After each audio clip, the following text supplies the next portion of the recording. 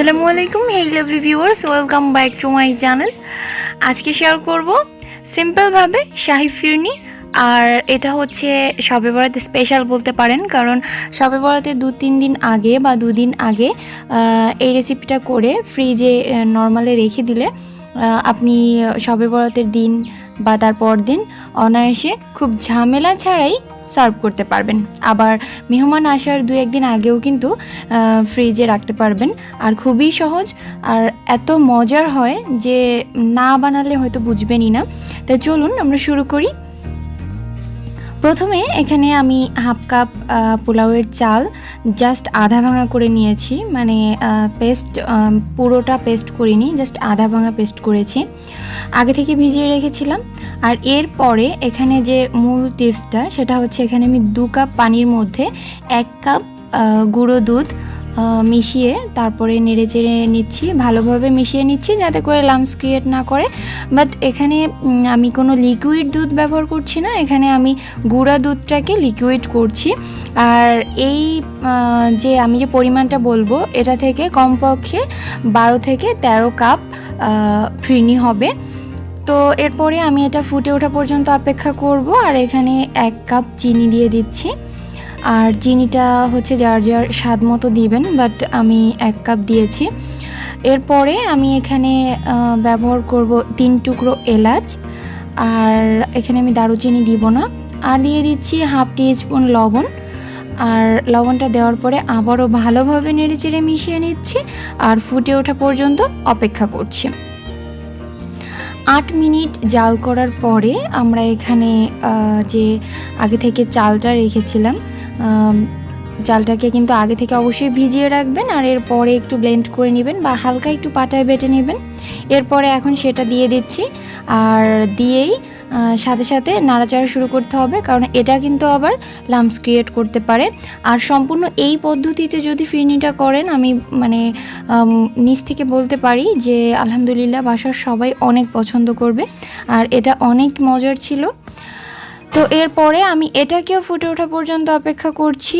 আর কিছুক্ষণ জাল করার পর দেখতে ঠিক এরকম হয়েছে। আর আস্তে আস্তে করে একে আরও জাল করতে হবে যাতে ঘন আরও কিছুটা ঘন হয়ে যায়। আর তলা ঘষে ঘষে নাড়তে হবে যাতে করে নিচটায় লেগে না ধরে। তো আমি এখনই বলে নিচ্ছি, যারা এখন আমার চ্যানেলটিকে সাবস্ক্রাইব করেননি প্লিজ সাবস্ক্রাইব করবেন, আর যারা করেছেন তাদেরকে অসংখ্য অসংখ্য ধন্যবাদ। আর অবশ্যই আমার ভিডিওর ডেসক্রিপশন বক্সটা সবসময় ফলো করবেন, ওখানে ভিডিওতে স্কিপ হওয়া কোনো কথা বা আমার ফেসবুক গ্রুপ আর পেজের লিঙ্ক দিয়ে থাকি, চাইলে জয়েন হয়ে নিতে পারেন। আর আপনাদের মূল্যবান মতামতটা অবশ্যই আমাকে কমেন্ট বক্সে জানাবেন। আর আপনাদের মূল্যবান আরও একটি টাস্ক আমার সাবস্ক্রাইবার বাটনের উপরে ফেললে আমার সাবস্ক্রাইবার আরও বেড়ে যায়, তাই আমি আরও উৎসাহ পাই আপনাদের থেকেই, তাই নতুন নতুন সব রেসিপি আমি আপনাদের সাথে শেয়ার করতে পারি। এরপরে আমি বেশ আরও কিছুক্ষণ জাল করে নিয়ে এখন থিকনেসটা দেখতে ঠিক এরকম হয়েছে। আর এ পর্যায়ে আমি কিন্তু এর মধ্যে শাহি ফ্লেভার আনার জন্য এখানে আমি অ্যাড করব, যেহেতু অনেকটা ঘন হয়ে গিয়েছে সেজন্য এই টিপসটা অবশ্যই ফলো করতে হবে যে অনেক ঘন হয়ে গিয়েছে। এই পর্যায়ে আমি হাফ কাপ পাউডার মিল্ক ব্যবহার করব। আর পাউডার মিল্কটা দেওয়ার সাথে সাথেই কিন্তু একদম নেড়ে চেড়ে ভালোভাবে মিশিয়ে নিতে হবে যাতে করে পাউডার মিল্কটা আবার লাম্পস ক্রিয়েট না করে।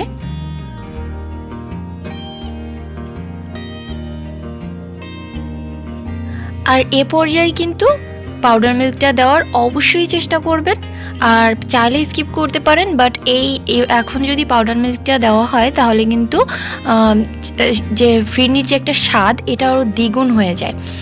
আর এ পর্যায়ে আমি দেখতে পাচ্ছেন যে আরও 10 থেকে 12 মিনিট রান্না করে নিয়েছি।